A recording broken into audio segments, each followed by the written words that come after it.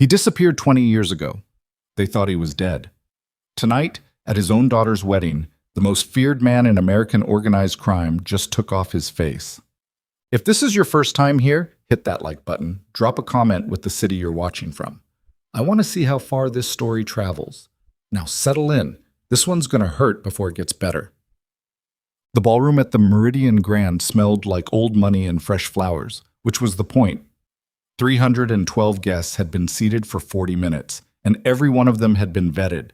Not by the wedding planner, who was a soft-spoken woman named Claudette, who cried at rehearsals, but by men in dark suits who hadn't smiled once all evening and whose jacket pockets sat just slightly too heavy on one side. The Meridian Grand had hosted senators, foreign dignitaries, 2 ex-presidents at separate fundraisers that nobody officially remembered attending. Tonight it hosted something older and more dangerous than any elected office. The chandeliers threw amber light across tables dressed in white and gold. The centerpieces were imported orchids. Lillian had chosen them herself 3 weeks ago in a flower market in Chelsea while Dominic stood behind her checking his phone. She'd pointed to the orchids and said they reminded her of her mother, and Dominic had said, "Yeah, they're fine," without looking up. She'd bought them anyway. Lillian Ashford Vescari. That would be her name by midnight.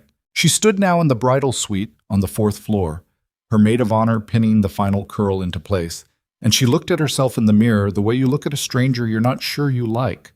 The dress was extraordinary, a structured ivory gown with a long train that cost more than some people made in 2 years. It had been Dominic's choice, presented to her 3 weeks into the engagement as a fait accompli, the designer flown in from Milan, the fitting scheduled on a Tuesday when she had a lecture to give and had to cancel it.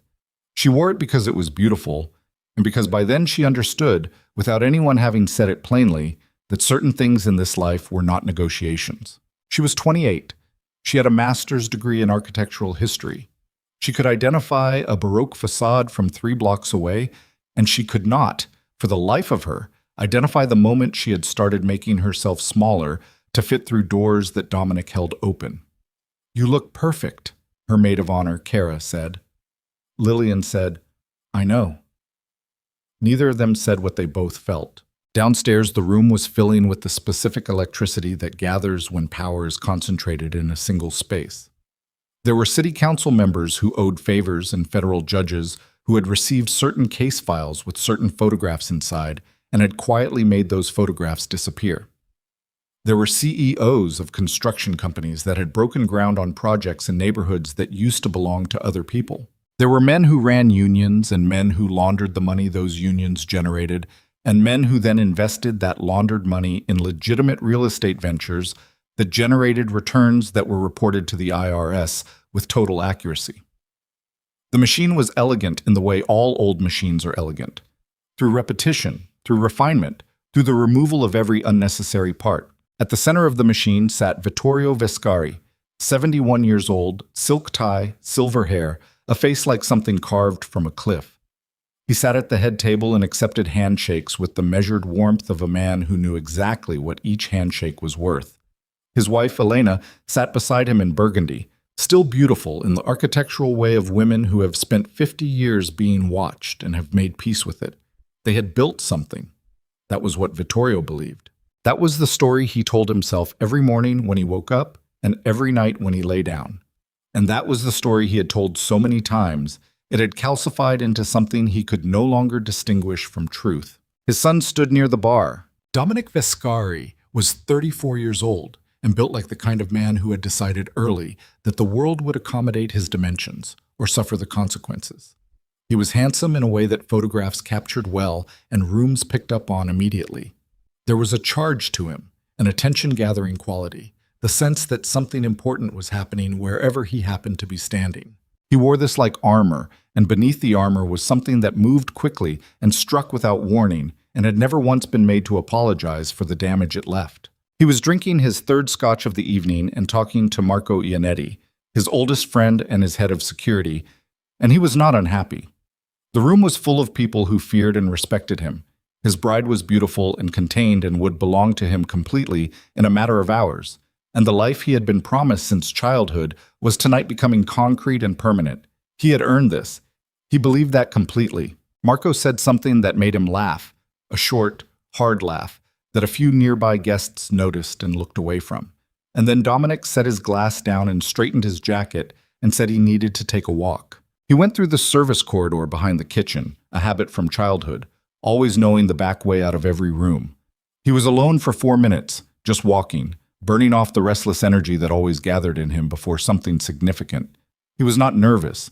He did not experience events the way nervous people experience them.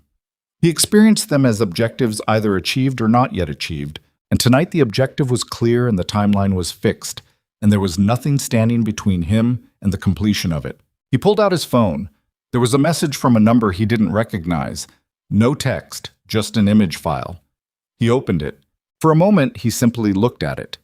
The image was old, the color slightly washed, the resolution of something scanned from a physical print. It showed a woman on a college campus, autumn trees, brick buildings behind her. She was laughing, mid-laugh, caught in the genuine unself-consciousness of a moment when nobody thinks they're being photographed. And she was leaning, casually, the casualness of familiarity, against a young man with dark hair and a leather jacket, his arm loose around her shoulders, her hand against his chest. The woman was Lillian. The man was someone Dominic had never seen. He stood very still in the service corridor with the sound of the kitchen behind him and the sound of 300 guests ahead of him, and he looked at the photograph for a long time. Then he put the phone in his pocket and went back through the door. The thing about Dominic Vescari that everyone who dealt with him understood, the thing that made him simultaneously effective and ungovernable, was that he did not process anger the way most people did. Most people felt anger build, felt the pressure of it, made choices about whether or how to release it. Dominic did not have that intermediate step. The anger arrived and the response arrived with it, simultaneous, immediate, requiring no deliberation. It was the quality that had made him feared. It was the quality that had never, in 34 years, been turned against him in any context where it mattered. He walked back into the ballroom. The room was full. The ceremony was 7 minutes away. The string quartet in the corner had begun the prelude.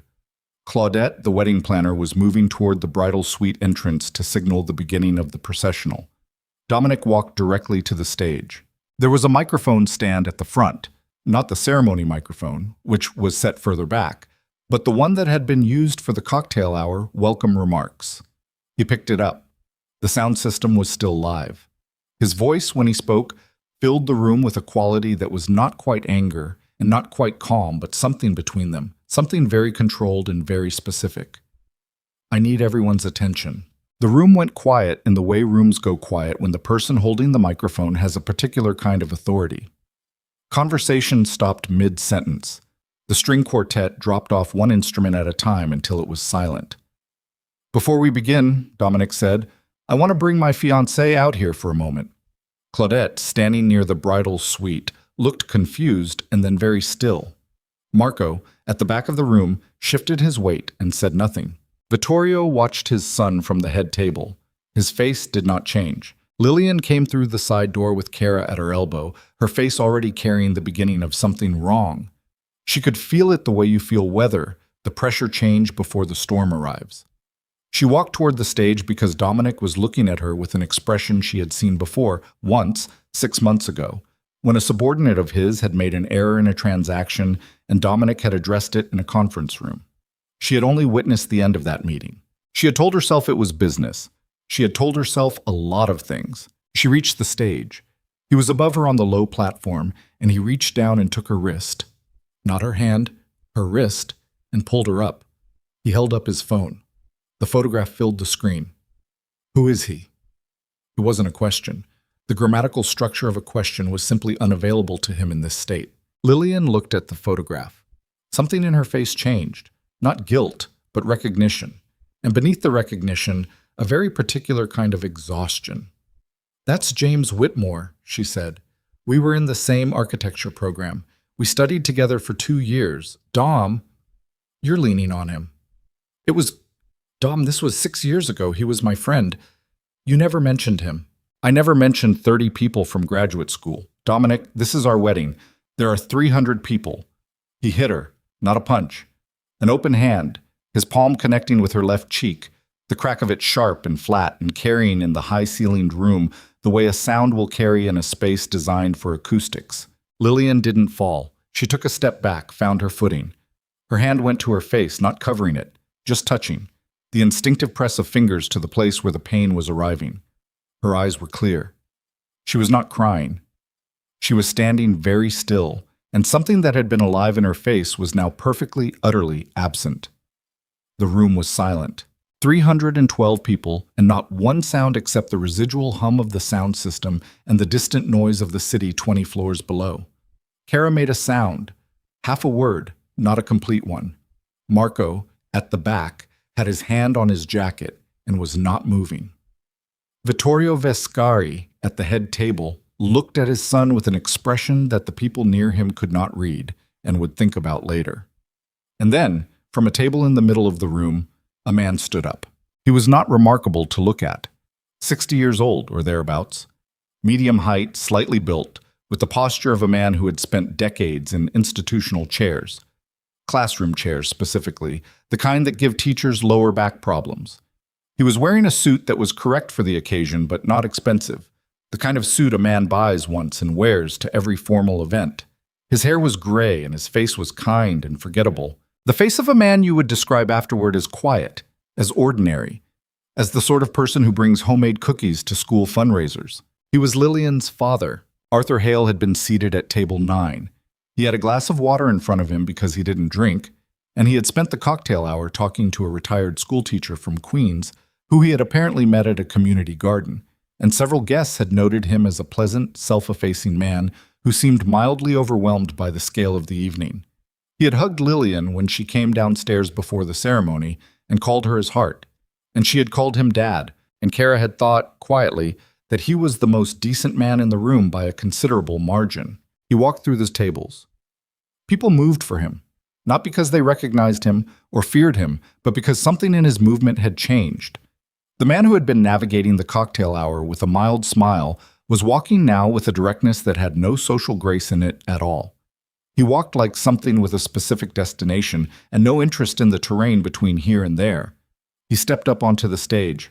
He stood beside Lillian, who turned to look at him with an expression that was relief and dread in equal measure, and he looked at her, looked at the mark already appearing on her cheek, and something crossed his face that was not anger in the ordinary sense. It was older than anger. It had been waiting longer. He looked at Dominic.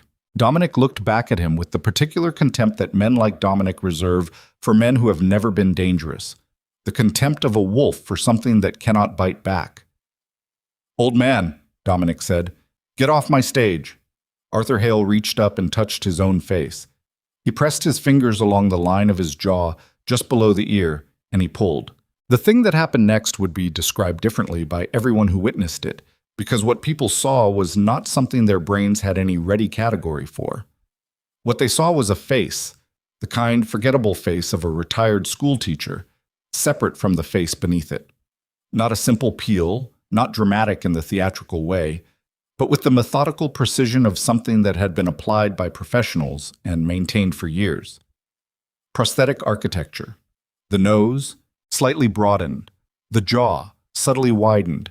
The skin texture of a man 20 years older than the face that now emerged beneath it. The man who stood on the stage of the Meridian Grand Ballroom when Arthur Hale was finally, completely removed, was 60 years old.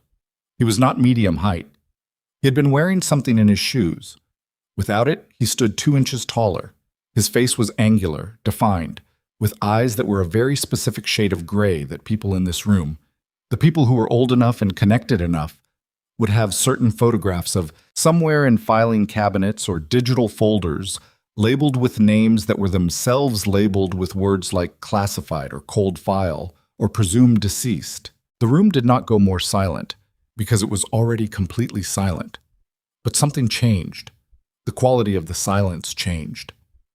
3 people in the front rows stood up involuntarily, just rose from their chairs, the body's animal response to something the brain hadn't fully processed yet. A woman near the bar dropped her champagne glass, and the sound of it breaking was the only sound in the room for a full 3 seconds. An elderly man at table 4, a man who had been present at a meeting in a room above a butcher shop in Red Hook in the spring of 2003, a meeting where a decision had been made and then, 20 years later, would turn out to have been the worst decision any of them ever made. That elderly man made a sound that was not quite a word and not quite a breath, and sat down heavily in his chair and did not get back up. Damien DeLuca. The name moved through the room the way fire moves through old wood, not quickly, but completely, reaching everything. You could see it happening, the recognition spreading table by table, the faces of people who thought they knew what this evening was, and were now understanding that they had never known anything about it at all. Damien DeLuca had disappeared in the spring of 2004. The underworld consensus, arrived at over several years, was that he was dead, that the betrayal that had taken his wife had also eventually taken him, that whatever remained of him had been disposed of in ways that left nothing to find. There had been alleged sightings in the years immediately following his disappearance, reports from cities as far apart as Buenos Aires and Seoul, but they had never been confirmed, and eventually the reports stopped because the world moved on, and the throne he had vacated was occupied, and the empire he had built was absorbed and repurposed, and the name Damien DeLuca became something people mentioned with a particular mixture of reverence and relief, the way you speak of something powerful that is no longer a problem. He was a problem now. He stood on the stage of his daughter's wedding and he looked at Dominic Viscari. And Dominic Viscari, for the first time in his adult life, in front of 300 witnesses in the room he had controlled 5 minutes ago, took a step backward. "Mr. Viscari," Damien said. His voice was unhurried. It was the voice of a man who was accustomed to rooms waiting for him to finish speaking, who had never once needed volume to achieve silence. "I think we've been introduced incorrectly." He reached into his jacket and produced a small remote, matte black, the size of a deck of cards. He pressed a single button. The screens that had been positioned throughout the ballroom for the wedding slideshow, the photographs of Lillian and Dominic from the previous 2 years, the images of two families beginning to merge. Those screens flickered once and changed. What replaced them was not the kind of material you present at a wedding. The first screen showed a financial document, account numbers, transfer records, dates. The second showed a photograph of a meeting in a parking garage. The subjects in the photograph not aware they were being photographed. The date stamp in the corner reading March 2003. The third showed a document with a federal letterhead that had not yet been made public.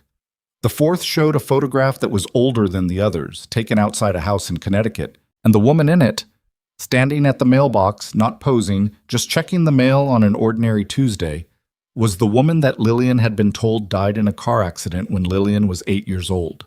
Her mother, murdered. The word hit Lillian somewhere below language, somewhere that thinking couldn't reach.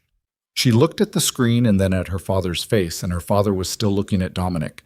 And the thing in his expression was not grief. Grief was what you showed. It was something quieter and older and far more deliberate than grief. 20 years ago, Damien said, to the room, to Dominic, to Vittorio at the head table, who had not moved and whose face had become a thing without any life in it whatsoever. A decision was made in a room above a butcher shop in Red Hook. The decision was made by your father and 4 other men. 2 of those men are in this room tonight. He did not look at them. He didn't need to. He could feel them. The decision was to take my empire. All of it. The accounts, the properties, the networks, the relationships, the infrastructure I'd spent 20 years building. They had determined that I was a liability, that my way of operating had become too visible, too principled, too resistant to the kind of expansion they wanted. They were right about all of those things. He paused. They decided to take it by taking everything I could not replace. My wife, my daughter's mother. They made it look like an accident, and they made me watch the investigation go nowhere for 3 months, because 2 of the detectives assigned to the case were already theirs. In the back of the room, Marco had his earpiece out and was speaking quietly into a phone. Dominic saw this and looked at his father, who was looking at Damien, and the communication between them was wordless and absolute and said exactly nothing that could be acted on. I had a choice, Damien continued. I could have come back immediately. I could have done to your father what your father did to me, in the kind of language this world understands best. I had the resources. I had the people. I was, at that moment, still the most capable man in this city when it came to that particular kind of conversation. He looked at Lillian, just briefly. But I had a daughter who was 8 years old and had just lost her mother, and I had reason to believe they planned to use her to reach me. The room was not breathing. So I disappeared. I erased myself. I became Arthur Hale, a name, a history, a face, a life. I taught high school history for 20 years in New Jersey and then in Queens, and I was, to the best of my ability, a decent teacher. My students consistently rated me as the teacher who made the most effort to attend their events. I coached the debate team for 11 years. He stopped. I also spent 20 years gathering documentation, every transaction, every witness, every compromised official, every connection between the Vescari organization and the political and financial infrastructure of this city. Everything that a federal prosecution would need to be not just successful, but permanent. He held up the remote again. Tonight, while you were all getting seated, that documentation was transmitted. All of it. To the FBI's Organized Crime Task Force, to the Department of Justice, and to the offices of 3 investigative journalists whose reputations are such that what they publish cannot be suppressed. He looked at Vittorio Vescari for the first time since removing the disguise. It's done, Vittorio. Everything you built, everything you took, it's done. Vittorio Vescari said nothing. He had the look of a man watching a building he spent his life constructing drop floor by floor. Dominic said, "This is—" He stopped. He started again. "You can't." He stopped again. The articulation had failed him. The rage was still there. You could see it, the jaw tight, the hands. But it had nowhere to go because the terrain had shifted completely, and the map he'd brought to this evening was no longer a map of the place he was standing. "You planned this," Dominic said. "The photo. You sent me the photo. You knew I knew exactly what you'd do," Damien said, "because I spent the last 2 years watching you do it to her in smaller rooms with fewer witnesses." That landed. Several people in the room who knew things they'd pretended not to know looked at the floor. "I needed them to see you," Damien said. "Not the version of you that exists in these people's minds. The heir, the future, the legacy. I needed them to see what my daughter was marrying. I needed everyone in this room, every judge, every official, every family head who was going to be asked in the coming years to do business with Dominic Vescari, to see exactly what he is when nobody's supposed to be looking." Lillian was very still. Her hand had dropped from her face. The mark on her cheek was fully visible now, and she did not cover it. "Lillian." Damien said her name differently than he'd said everything else. The rhetorical architecture dropped. The voice that remained was a 60-year-old man, tired, and whatever he'd built around himself tonight did not quite cover it.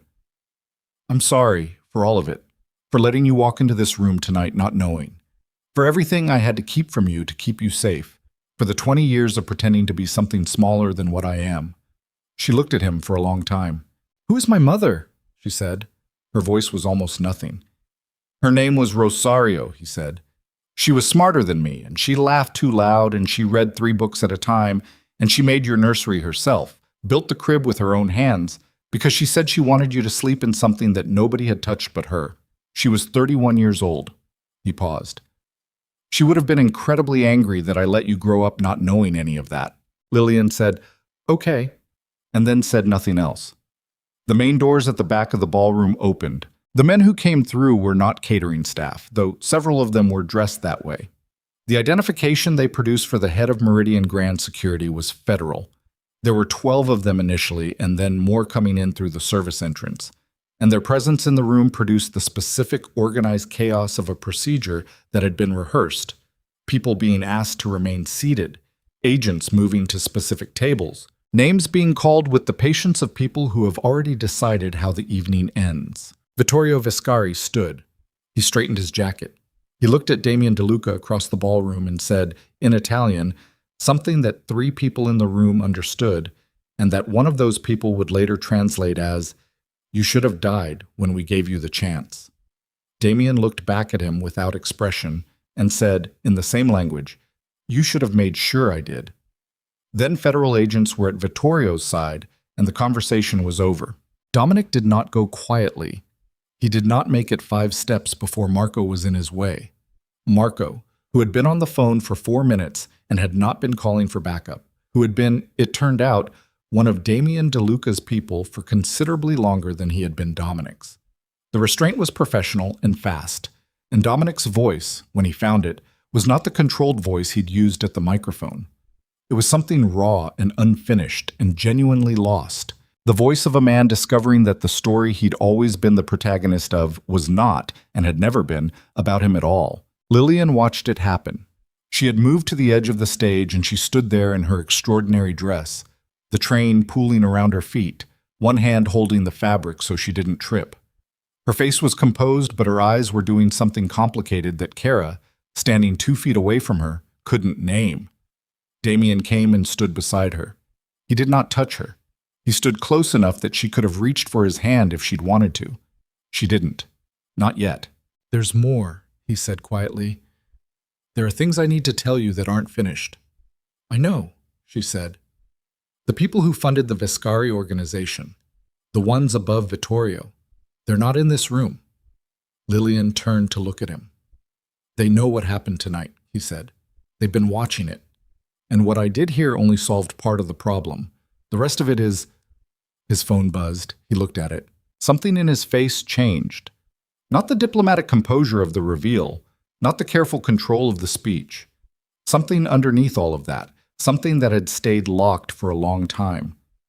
He showed her the screen. The message was 3 words and a photograph. The photograph showed a woman, a young woman, college-aged, dark hair, glasses. Someone Lillian recognized with a lurch of sickness that reached her stomach before her mind caught up. And the 3 words were, "Send him back." James Whitmore. The photograph from the wedding. The friend Dominic had used to start all of this. Except James Whitmore was a woman, had always been a woman, Jess Whitmore. And she was Lillian's closest friend from graduate school. And she had not been in the ballroom tonight because she hadn't been invited, because Lillian knew Dominic would ask questions, and she was tired of answering questions.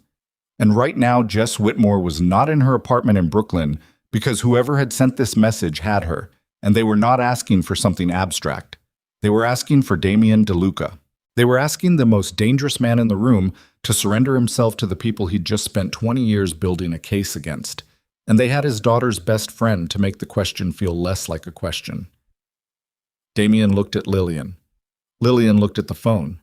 The federal agents were still moving through the room. Vittorio was being walked toward the exit. The string quartet in the corner had not moved. The orchids were still white and gold on every table. "Dad," Lillian said. She used the word the way she'd always used it, automatically, from habit, from 20 years of it being the right word. And then she seemed to realize what it meant tonight, what it cost, and what it covered, and she said it again, differently this time. "Dad?" "I know," Damien said. "What do you need?" He looked at her, his daughter in her wedding dress, in the wreckage of an evening that had never been what she thought it was, with a mark on her face that would fade in a week and a knowledge that would not fade in a lifetime. And something in his expression was not strategy or calculation or the immense careful architecture of a plan 20 years in the making. It was just a father looking at his daughter in a terrible moment. "I need you to trust me one more time," he said. And the way she looked back at him told him that she did, and told him also that it was costing her something she was not certain she had left to spend.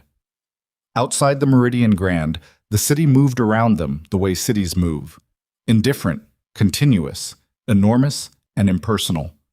Somewhere across the island, in a location that had not yet been found, a young woman sat in a room waiting for something to arrive. And somewhere below the streets, a message was moving toward the people who had sent it, and the message was, "He's coming." What nobody who sent that message understood, what they could not have understood, because to understand it, they would have needed to know what the last 20 years had actually been, what the man called Arthur Hale had been doing in the hours when he was not coaching debate or grading papers or being ordinary in all the ways ordinariness required, was that Damien DeLuca coming was not a surrender. It was never a surrender. It was just the next part of the plan. The federal agents had been in the ballroom for 11 minutes when Damien put his phone in his jacket pocket and told Lillian to go with the woman in the blue windbreaker. Lillian looked at the woman, mid-40s, short hair, the kind of face that gave nothing back, and then at her father. "Who is she?" "Her name is Reyes. She's been with the task force for 8 years. She'll take you somewhere safe." I don't want somewhere safe. I want to know where you're going. Lillian, don't. She said it quietly, without heat, which was somehow worse than if she'd shouted it. Don't use that voice? The teacher voice. I'm not 17. Damien looked at her and said nothing for a moment. The ballroom was organized chaos behind them. Agents at tables, voices, the shuffle of people being asked to stay seated, and the counterweight push of 300 people who wanted to leave. The orchids were still white and gold.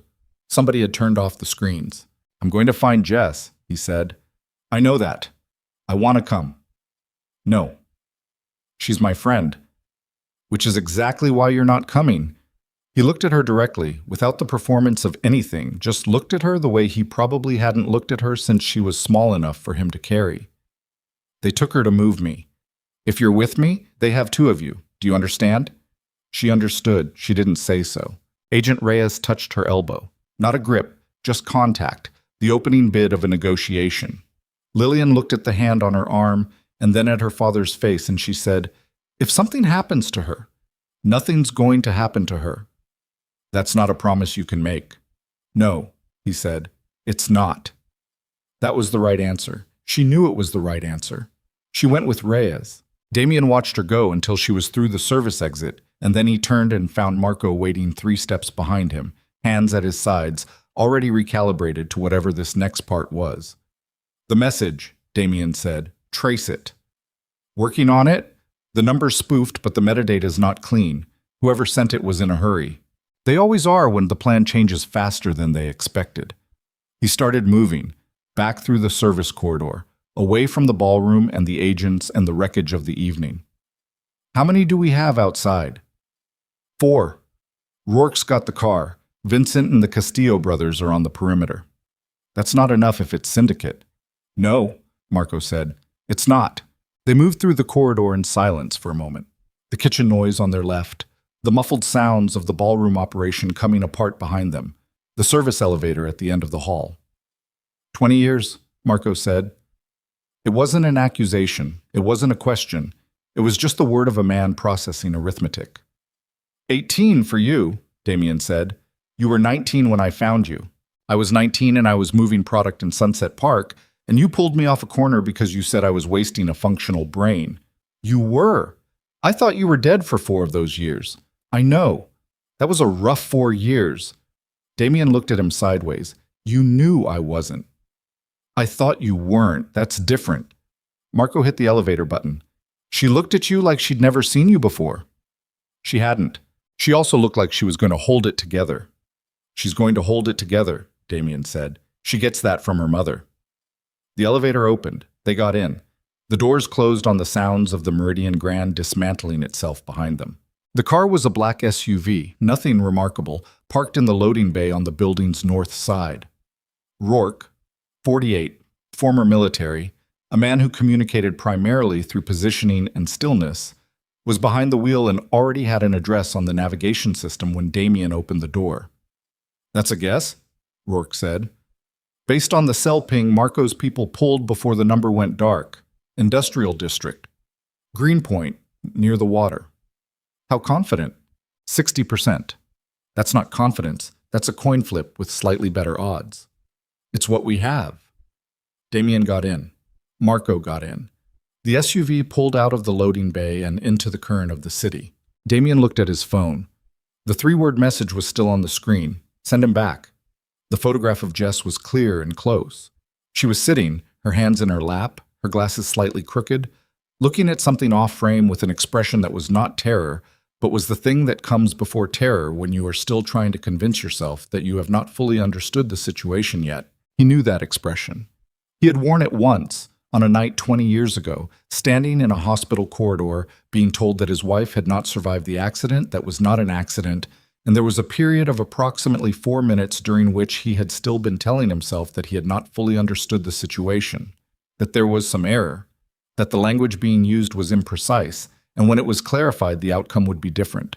There was no error. There never was. He put the phone in his pocket and watched the city slide past the window. Tell me about Mikhail Volkov, he said. Marco shifted in the passenger seat. How much do you know? What I've gathered from the financial records. He runs the syndicate's operational arm. Eastern European roots moved the organization into legitimate markets in the 90s: pharma, logistics, data infrastructure. The criminal revenue underwrites the legitimate businesses, which then provide cover for moving the criminal revenue. It's a good structure. It's almost my structure. It is your structure. He studied you. There are people who say he started using your methods specifically after you disappeared because he figured if you were gone, there was no one to object. Flattering. He's not someone who flatters easily. He had 3 people killed in the last 18 months who he suspected were informants. Suspected, not confirmed. Careful man. Careful, smart, and he has approximately 0 tolerance for loose ends, which is what tonight made out of the Viscaris. Marco's phone buzzed. He looked at it. The ping tightened up. It's a warehouse on Callier Street, registered to a shipping company that doesn't exist. Of course it doesn't. Damien looked at Rourke. How long? 14 minutes. 14 minutes. Damien sat with that. What he didn't say, and what Marco probably understood without being told, was that the 60% confidence was the least of the problems. The deeper problem was structural. The syndicate had moved within hours of the ballroom reveal. That meant they had people in the Meridian Grand, not Vescary people, their own people, who had transmitted information the moment Damien removed his face, which meant Volkov had known this was a possibility, which meant that somewhere in the 20 years of preparation, Damien's cover had developed a crack he hadn't identified. He thought about that crack the way you probe a tooth with your tongue, carefully, without wanting to find what you're looking for. 12 years ago, there had been a man named Casper Wren, financial analyst, formerly of a hedge fund that had been quietly laundering syndicate money before the fund collapsed in the 2008 crisis. Wren had come to Damien in the form of a source, a name in a chain of names, a piece of the documentation project that Damien had been building, methodically, in the hours that Arthur Hale was not teaching or coaching or being ordinary. Wren had provided 4 years of clean financial records before he died of what was officially a cardiac event in a hotel room in Philadelphia. Damien had believed at the time that Wren was clean. He believed it slightly less now. But there was nothing to do with that information at 14 minutes out from a warehouse in Greenpoint, so he filed it in the part of his mind designated for problems that required full attention and were not currently the most urgent problem, and he looked out the window and watched Brooklyn approach. The warehouse on Collier Street was 3 stories of brick and corrugated metal that had been repurposed from industrial to storage, that particular category of building that cities accumulate when manufacturing leaves and something less visible moves in. There were no lights visible from the street. There were 2 vehicles parked on the block, a cargo van and a sedan. And Rourke drove past both without slowing and turned 2 blocks down. 2 on the entrance, I can see, Vincent said through the earpiece. He'd been in position for 8 minutes, possibly more inside. They're not dressed like they're trying to hide, which means either they're confident or they want you to know they're there. Both, Damien said. He sat for a moment in the parked SUV. Marco was watching him. Rourke was watching the rearview mirror. The city made its sounds. There's a play here, Marco said carefully, where we call Reyes and let the task force handle the extraction. There's a play where that happens, and Jess Whitmore doesn't come out of it, Damien said. Volkov doesn't negotiate with federal agents. He terminates loose ends and moves. If agents arrive at that building, she's already gone. And if you walk in there, I have something he wants. As long as he wants it, she's an asset. The moment he stops wanting it, she becomes a liability. He checked his watch. So the window is the time between my arrival and his decision about whether I'm going to give him what he wants. And are you? Damien looked at him. Right, Marco said. Stupid question. The thing about walking into a building full of syndicate security with 4 men and a diminishing timeline was that it required a specific kind of confidence that was not the same thing as certainty. Certainty was for situations where the variables were known. This was not that situation. This was the kind of confidence that comes from having done extremely dangerous things for long enough that the body's responses become automatic. The slowing of the pulse rather than its acceleration, the narrowing of focus to what is immediately in front of you, the suppression of all the outcomes that don't help. Damien had been very good at this once. He was about to find out how much of it the years in a classroom had degraded. He got out of the car. The warehouse entrance was a loading dock with a standard door cut into the larger roll-up. The two men outside it were watching him come and not moving, which meant they'd been told to let him approach, which meant this was expected, which was fine. He would rather be expected than not. He walked up to the door alone. Marco and Rourke and Vincent were in positions he'd specified that he would not describe here, in the event that anyone was watching, which they were. One of the men outside said, "Arms out." Damien raised his arms and let the man pat him down with professional thoroughness. The man found the phone, the wallet, nothing else. "Inside," the man said. The interior of the warehouse was lit with portable work lights, the kind used on construction sites, which threw everything into a combination of harsh brightness and deep shadow. It smelled like concrete dust and something chemical underneath. There were crates along two walls, pallets, the accumulated physical evidence of a space used for moving things that could not be moved through normal channels. In the center of the floor, on a metal chair, sat Jess Whitmore. She was upright. Her hands were zip-tied to the arms of the chair. Her glasses were intact, which told him she hadn't been handled roughly, and her face, when she looked up and saw him, went through 5 things in about 2 seconds, landing on an expression that was approximately, "I knew you'd come, and I'm horrified that I'm relieved because you coming was exactly what they wanted." She was 29 years old, and she'd done her dissertation on the intersection of post-war urban planning and organized crime displacement, which he found, in this moment, grimly apt. "Mr. Hale," she said. Her voice was controlled, scared but controlled. "Jess," he said, "are you hurt?" "No." "Good." He looked at her for one more second, taking inventory, confirming the assessment, doing the thing a competent person does when someone they are responsible for is in a room they shouldn't be in. And then he turned to face the man he'd known would be there. Mikhail Volkov was 55, lean, with the posture of a man who had spent time in military environments and never fully left them. His hair was iron gray, cut close. His face was angular and unmemorable in the particular way of men who have trained themselves to be unmemorable because conspicuousness is an operational vulnerability. He was wearing a jacket over a dark shirt, and he was standing at the far end of the warehouse with 2 men on his left and 1 on his right, and his hands clasped behind his back, the posture of a man who has decided to hold a meeting. "DeLuca," he said. No preamble. "Volkov, you look different than the photographs." "The photographs are 20 years old." "They are." He looked at him with the measured assessment of someone taking an inventory of their own. "I expected you to look more diminished."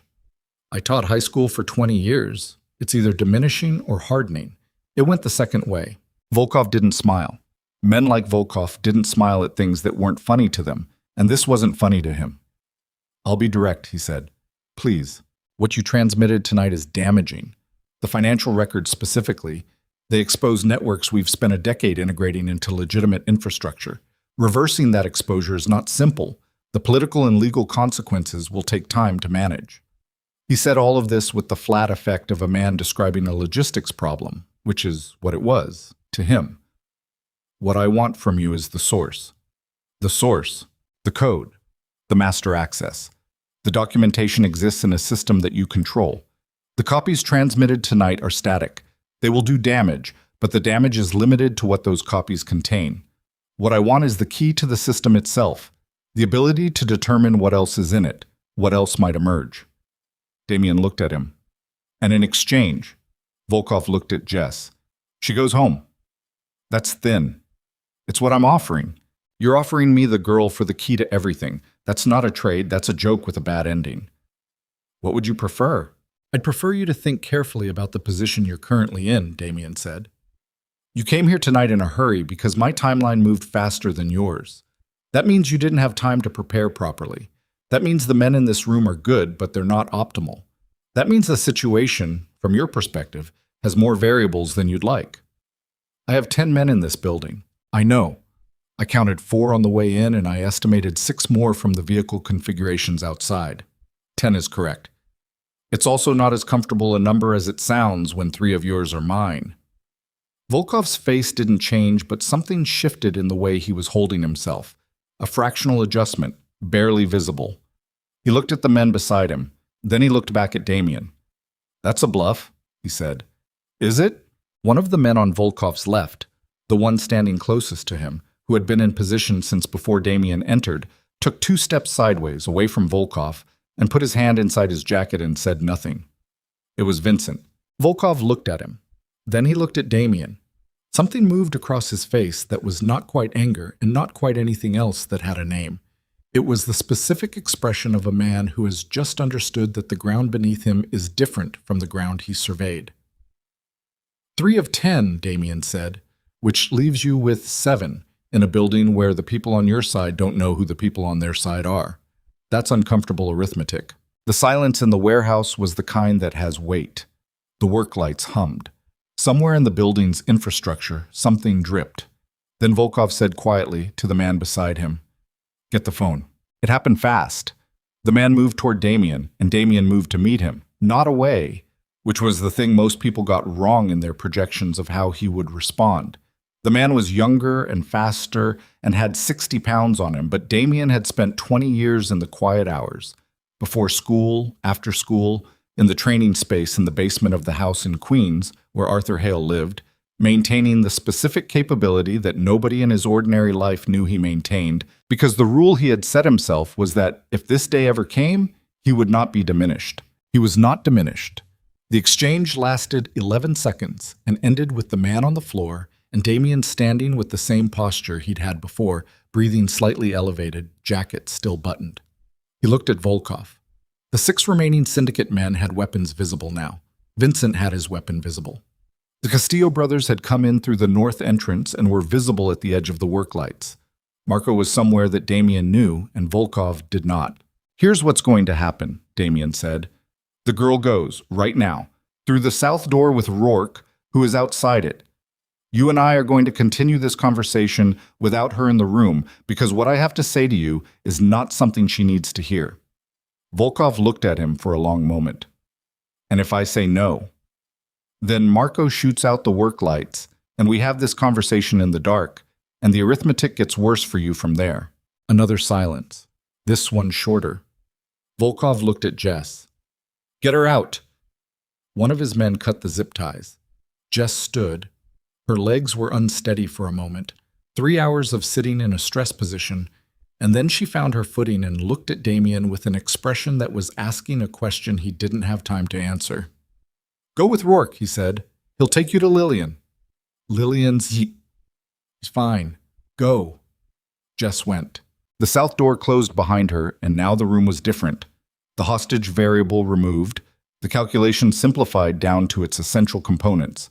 11 people in a space, divided 3 ways, and a conversation that had not yet reached what it was actually about. Volkov watched the door close. Then he looked at Damien.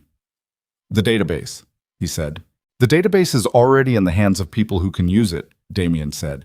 "That ship is gone. I want to talk to you about something else." "I'm listening." "You don't care about the Viscaris. You never cared about them.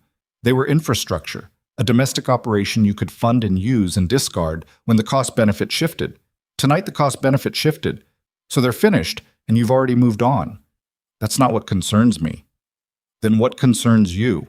"What concerns me is that you moved this fast. Tonight. Within hours." He looked at him. "You had someone in that ballroom, not a Vescari asset, yours. Someone placed before tonight, which means you knew this event was significant before it happened." He paused. "Which means someone told you." Volkov said nothing. "Casper Wren," Damien said. And there it was. The smallest possible confirmation, barely a flicker, but 20 years of watching people's faces for information they did not intend to transmit had made him very good at finding the flicker. "He didn't die in Philadelphia," Damien said. "He's yours. Has been the whole time. Which means the documentation project has had a leak in it for 12 years. Which means you know more about what I transmitted tonight than you've indicated. Which means this conversation, from your perspective, isn't actually about the database." He watched Volkov's face. "It's about what I know about you specifically," Damien said. "The things that aren't in the files I transmitted. The things I held back." Volkov was very still. "I've been patient for 20 years, Damien said. "I can be patient a little longer. But I want you to understand something clearly.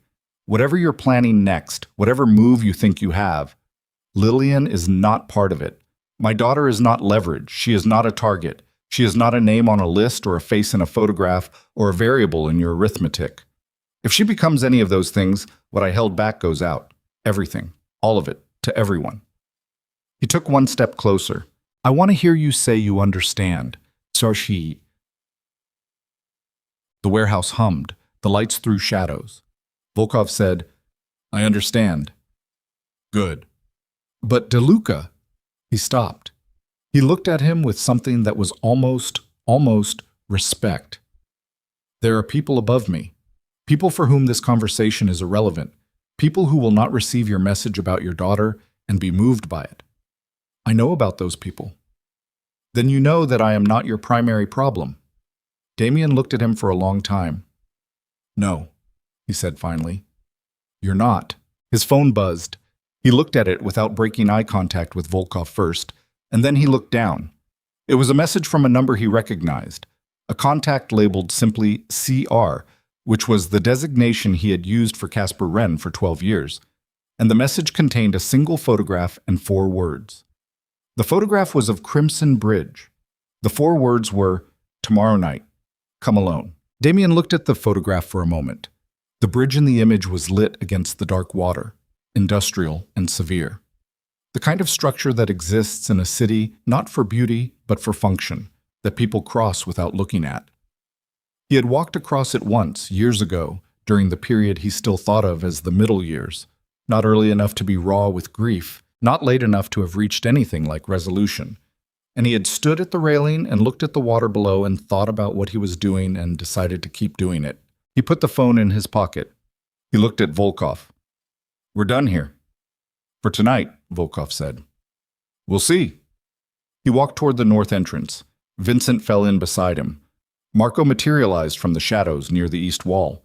They moved toward the door without rushing, without looking back, the way you leave a room when you've said what you came to say and there is nothing left that the room can give you. They were almost at the door when Volkov's voice came from behind him, measured and even and carrying in the space with the particular quality of a man who is accustomed to having the last word. The people above me know about Crimson Bridge, DeLuca. They've known for longer than you have. Damien stopped walking. He stood with his hand on the door and did not turn around. Then they know what's waiting for them, he said. He pushed the door open and went out into the cold Greenpoint night, and the door swung shut behind him, and whatever expression had been on his face while he stood there with his hand on the door was something that Marco, walking a step behind him, glimpsed for only a second before it was gone. It was not fear, but it was the face of a man who had just understood that the plan he'd spent 20 years building had, somewhere in its architecture, a door he hadn't put there, and someone else had a key. The safe house was a brownstone in Cobble Hill that Arthur Hale had rented under a third name 18 months ago, paying cash through a shell arrangement that Marco had built specifically for this contingency. It had 3 exits, a basement with a secondary communications setup, and a kitchen that nobody had ever cooked in because it was not that kind of place. Jess Whitmore sat at the kitchen table with a glass of water she hadn't touched, and her glasses slightly crooked and her hands wrapped around the glass anyway. The way hands look for something to hold when the rest of the body is still processing that it's out of danger. Lillian sat across from her. They had not said much since Rourke brought Jess through the door 40 minutes ago, and Lillian had crossed the room and held her without speaking, and Jess had held back, and they had stayed that way for long enough that Rourke had gone to check the perimeter. Damien came in through the back. He looked at both of them. Inventory, confirmation, the reflex he couldn't turn off. And then he pulled out a chair and sat down at the table and put his hands flat on the surface and looked at Jess. I need to know everything that happened from the beginning, he said. Not the summary. Everything. Jess pushed her glasses up. I was at my apartment. It was around 8. The ceremony would have been starting. Someone knocked. I thought it was my neighbor. She borrows things. I opened the door without checking. She stopped. That was stupid. It was normal, he said. Keep going. There were 2 of them. They didn't hurt me. One of them showed me a phone with your photograph on it. Arthur Hale. Not... She stopped again. Not whatever you actually are. And he said, we need you to make a call. I said, I wasn't going to make any call. He said, you don't have to say anything. You just have to be somewhere. She looked at the untouched water. They put a hood on me in the car. I don't know where we went. It took maybe 30 minutes. They sat me in that chair and they waited. Did they ask you anything? About Lillian? About me? They asked if I knew Arthur Hale's real name. Damien was very still. What did you say? I said I didn't know what they were talking about. That Arthur Hale was Lillian's father. He was a retired teacher. I'd met him twice. She looked at him, which was true. I didn't know. She stopped. Her jaw tightened. I still don't entirely know what I'm sitting across from. The word what instead of who was intentional, and it landed with the precision of something thrown accurately. Lillian said, Jess? No. Jess looked at her. I've known you for 6 years. You were my closest friend in graduate school. You were in my apartment 2 weeks ago, and we ate takeout and watched a documentary about Byzantine architecture, and you talked about the wedding, and you were nervous, and I told you it was just nerves. Her voice didn't crack. It was steadier than most voices would be. Was any of it real? The life you described? The person you said your father was? My father is real, Lillian said. That man is not what you thought he was. No, he's not. Then what was real? Lillian looked at her. I was, she said. I'm the thing that was real. That sat in the room for a moment. Jess picked up the water glass, drank half of it, set it back down precisely in the ring it had left on the table. I want to go home, she said. In the morning, Damien said. Tonight you stay here. You don't get to tell me it. You were taken once tonight, he said. Not harshly, just precisely. The people who took you still have operational assets in this city. If you go back to your apartment, you become accessible again. In the morning, when we have clearer sightlines on what they're doing, Rourke will take you wherever you want to go. Jess looked at him. Whatever she saw in his face, the retired teacher completely gone, the thing underneath it present and unambiguous. She made her calculation and said, Fine. She picked up the glass and held it and stared at a point on the table, and the conversation was over. Damien stood. He looked at Lillian. Come with me. They went to the back room, a small space with a table, a lamp, the communications equipment Marco had installed. Damien closed the door and turned, and Lillian was already looking at him with the expression she'd had since the ballroom, the one that was not a single thing but a layering of things. And the topmost layer was something he recognized because he'd worn it himself. The particular exhaustion of a person who has been holding themselves together past the point where holding together is natural, who is continuing to hold together because the alternative is a collapse that cannot be afforded right now. Sit down, he said. I'm fine standing. He sat. After a moment, she sat. Marco came in through the side door with a laptop and put it on the table and opened it without being asked.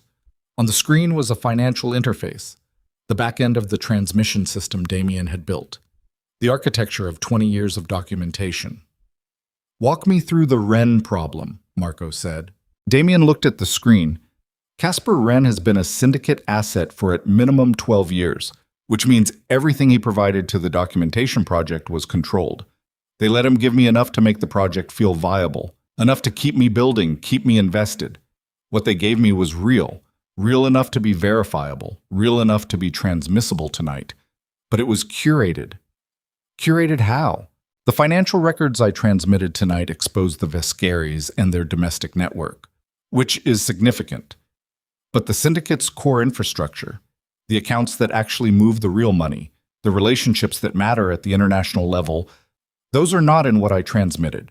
Wren made sure of it. Marco sat down. He looked at the screen and then at Damien. So tonight achieved exactly what they were willing to let it achieve. Vescari's gone. That's not a loss for them. Vescari was becoming a liability. The domestic exposure they can manage. The political connections they'll cut loose and rebuild elsewhere. He stopped. They let me have tonight. The room was quiet. Lillian said, What does that mean? It means the 20 years of work I did to gather the case against them. They were watching it happen. They let me do it. They fed me enough to keep me credible, enough to keep me building, and they waited to see what I'd do with it. He stopped. And what I did with it was destroy the Vescaris for them and expose my own existence in the process.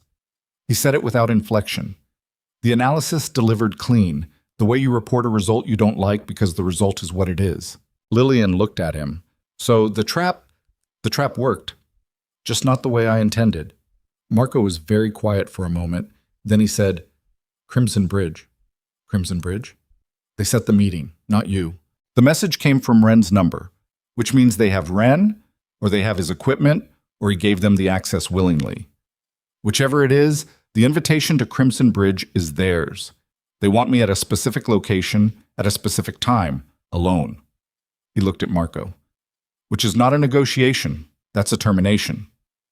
Then don't go. If I don't go, they move. They have 12 years of knowledge about the project structure, the network, the people adjacent to it, everyone who helped me build this. He looked at Marco. You, Rourke, Vincent, the Castillo brothers, everyone with a connection to what I built. They have those names. Marco said nothing. I go, Damien said, but I don't go the way they think I'm going. He pulled the laptop toward him and opened a secondary interface, something that wasn't in the transmission system, something accessed through 3 authentication layers that he entered from memory. The sequences he'd rehearsed so many times, they lived in his hands now, the way scales live in the hands of a pianist. The documentation I transmitted tonight is the first layer, he said. There are 2 more layers. The second layer is financial. It's the cyber architecture, not the records, the access. The ability to move inside the syndicate's banking network in real time, not just read it, he typed.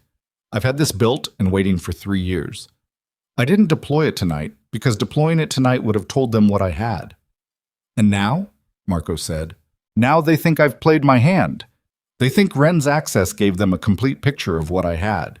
So deploying the second layer at Crimson Bridge, while they're focused on a termination, goes in while they're not watching the door. Lillian was watching him. What's the third layer? He stopped typing. He looked at her. Dad, she said, what's the third layer? The third layer is evidence specific to the people above Volkov, not financial, operational. Testimony, recordings, documentation of decisions made. It's the kind of evidence that doesn't just prosecute an organization, it ends careers at a level where careers don't usually end. He paused. It's also the kind of evidence that, if I don't come back from Crimson Bridge, needs to go out automatically. She understood what he was saying. You built a dead man's switch. I built a contingency. If you die at Crimson Bridge, it all transmits. Yes. Which means going to Crimson Bridge and dying is actually not worse, from a strategic standpoint, than not going. From a strategic standpoint, he said carefully, that's correct. Don't do that, she said it quietly. Don't talk to me about strategic standpoints. He looked at her. I'm not planning to die at Crimson Bridge. You're not planning it, she said. That's not the same thing as it not happening. He held her gaze. No, it's not. The lamp in the corner made the room amber, the way the Meridian Grand Ballroom had been amber 6 hours ago. And the distance between those 2 amber lights was a distance Damien felt in his body, the way you feel altitude, in the chest, in the pressure behind the eyes. I need you to understand something, he said. What I'm telling you now, this isn't what I planned to tell you tonight. Tonight was supposed to end differently. You were supposed to walk out of that ballroom with the knowledge of what I am, and the Viscaris were supposed to be finished, and the worst of it was supposed to be over. But it's not. No. Because of Ren. Because of Ren, and because I made an error 12 years ago that I didn't catch, and because the people I'm dealing with are capable enough to have been 3 steps ahead of a plan, they let me believe was mine. He said all of it, flat, clear. A man accounting for his own failure without softening it. I'm sorry, that is real. Lillian looked at him for a long time. The mark on her cheek from the ballroom was still visible in the lamplight, and she hadn't mentioned it once, and he hadn't mentioned it either, and it sat between them as the physical evidence of the evening's catalog of things that couldn't be undone. Okay, she said. Okay. Tell me what you need me to do. Before he could answer, Marco's phone buzzed. Marco looked at it. Something in his face changed. Not panic. Marco didn't panic, but a very particular stillness. What? Damien said. Marco turned the phone. On the screen was a message from an encrypted contact, 3 lines of text. Damien read it once and then read it again with the specific attention of a person ensuring they have not misread something they want to have misread. He set the phone down on the table. The message was from a federal contact, not Reyes, someone above Reyes, someone at the level of the task force's actual chain of command. It said that the documentation transmitted from the Meridian Grand had been received and was being processed. It said that warrants were being prepared. And then it said something that the first two items did not prepare for.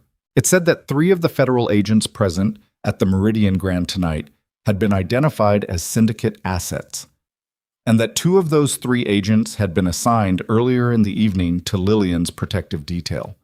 Damien looked at Reyes's number in his contacts. He called it. It rang 4 times. The 5th ring was cut off. Not voicemail, cut off. And the line went to silence, and then to a tone that meant the number was no longer active. He set the phone down. He looked at Marco.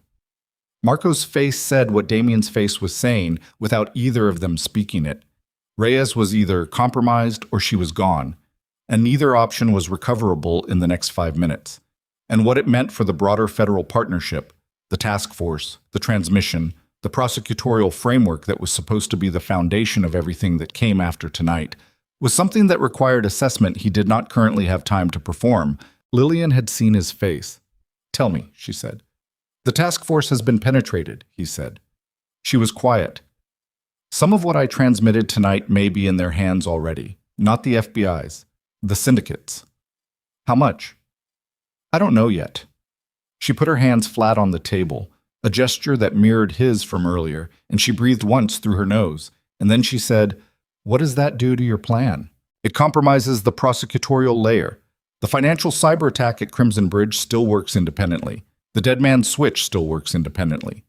But the chain of custody for the documentation, the ability to ensure that what I transmit actually goes where it needs to go and isn't intercepted and buried, that chain now has unknown breaks in it. Can you rebuild it?" "Not by tomorrow night." She looked at him. "Then what do you do?" He stood up. He walked to the small window that looked onto the back alley. Dark, the city's secondary arteries, the parts of it that never sleep but never announce themselves either. And he stood there with his back to her and put one hand on the wall beside the window frame and thought. What he was thinking, though he did not say it, was this. For 20 years he had operated from the position of patience. The plan was the thing. The plan was what kept him from becoming something he'd promised himself he would not become. The version of Damien DeLuca that operated from pure reaction, from anger, from the specific and focused violence of a man with nothing left to lose. He had chosen the other thing. Evidence, structure, legal permanence. He had chosen to build a case rather than a war. The case was compromised. What remained was the man. He turned around. "I need you to do something," he said to Marco. "And I need you to do it without going through any of the established channels, because the established channels are not safe." "Tell me." The third layer, the operational evidence, the testimony, the recordings, it's stored in a physical location, not digital. Nothing that can be intercepted in transmission. It's in a safety deposit box at a bank in Lower Manhattan. Access requires a key and a code that only I have, and the contents are the kind of material that, in the right hands, functions independently of whether the task force is clean or not. Whose hands? There's a journalist. Her name is Catherine Marks. She's been with the Tribune for 16 years. She broke the Halcyon contract story in 2019, and she didn't burn a single source, and she didn't get bought, and she didn't get scared. He looked at Marco. She gets the third layer, not the FBI, not the task force. Her. That's outside every legal framework. I know. If this goes wrong, then it goes wrong in public, which is the only place these people can be stopped, if the institutions meant to stop them have been compromised. He held Marco's gaze. "Can you reach her cleanly?" "Give me an hour." "You have 30 minutes. Tomorrow night is already too close." Marco left. The door clicked shut. Damien turned to Lillian. She was sitting with her hands on the table and her back straight, and her face carrying the specific expression of a person who has absorbed a sequence of things that cannot be absorbed all at once, who is doing the work of absorption anyway because the alternative is to stop, and stopping is not available. "There's something I need to tell you," he said, "about Crimson Bridge." "You already told me." "Not all of it." She waited. He came back to the table and sat down across from her, and for a moment he did not speak. He was 60 years old and he was tired. Not sleepy, not the tiredness that sleep addresses, but the structural tiredness of a man who has been holding a particular weight for a very long time and is now looking at the end of the distance he'd contracted to carry it. "The person who sent the Crimson Bridge message from Ren's number," he said. "It wasn't Ren." She waited. "Ren has been dead for 4 years." He said it without looking away from her. "He died in that hotel room in Philadelphia. Genuine cardiac event. But his access, his number, his place in the information chain, someone else took those over. Someone who knew exactly what they were and what they were worth." "Who?" "Someone I trusted," he said. "Someone who has been inside the project. Not from the beginning, but for long enough. Someone who had access to the third layer." Lillian looked at him. "The third layer is already gone," he said. "The safety deposit box. I had it checked an hour ago while you were with Jess. The key was copied. The box was accessed 6 days ago." He paused. "The recordings, the testimony, the operational evidence, they have it. They've had it for almost a week, which means Crimson Bridge is not a negotiation and it's not a termination. It's something else entirely." "What?" He looked at his daughter across the table in the amber light of a room that was not safe, in a city that was not safe, at the end of a night that had unmade everything he'd spent 20 years building, and he said the thing that had been sitting behind all the other things since he'd read the message in the warehouse. "It's a trade," he said. "They have everything I built to expose them, and they want to give it back to me, in exchange for something only I can give them." "What can only you give them?" "My agreement," he said. "To come back." She stared at him. "They don't want me destroyed," he said. "They want me working for them. The man who built what I built, who ran what I ran, they've wanted that since 2004. The betrayal wasn't about eliminating me. It was about forcing a capitulation. I ran instead of capitulating, and they've been waiting 20 years for the moment when I ran out of runway." He looked at her. "Crimson Bridge is the moment." The silence in the room was absolute.